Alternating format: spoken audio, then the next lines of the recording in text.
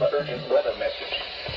The National Weather Service in Cleveland has issued a severe thunderstorm warning for Geauga County in northeastern Ohio, eastern Cuyahoga County in northeastern Ohio, Lake County in northeastern Ohio, northeastern Summit County in northeastern Ohio, until 4 p.m. Eastern Daylight Time.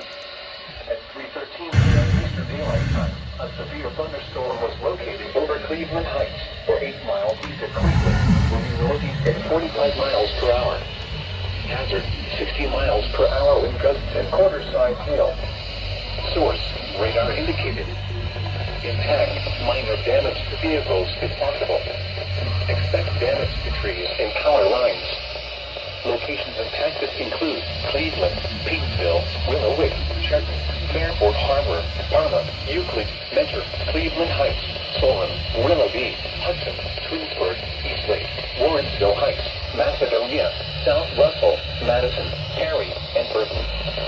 For your protection, move to an interior room on the lowest floor of a building.